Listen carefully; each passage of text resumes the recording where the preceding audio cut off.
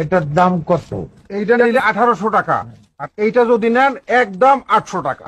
ও, একটু কম সম হইব না? না, দুইটা জিনিস বেচলে 100 টাকা লাভ হইব। আচ্ছা, কথা কইতেছে। মিশা কথা কয়ে ব্যবসা করি না।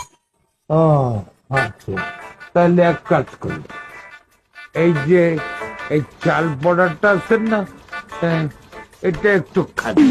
অল্পটা খামু মানে? আমি গ্রামের মানুষ, শুনছি ঢাকা শহরের অনেকে মিথ্যা কথা কইয়া ব্যবসা করে, তাই চাল পড়া নিয়ে এসেছি। আপনি যদি সত্য কথা বলেন কোনো অসুবিধা নাই, যদি মিথ্যা কথা বলেন তাহলে চাল পড়া খাওয়ার সাথে সাথে গোল্লা দিয়ে। আর পাউন লাগবো না, পাউন পোড়া খায় মাল বেশি না। বুঝতে পারছি, হাচ্চা কথা কর নাই, এই জন্য ডরাইছেন। রাখেন মিয়া, এই যে ভদ্রলোক 3-4টা জামা কাপড় কিনছে, সেটাও দরদাম করে নাই।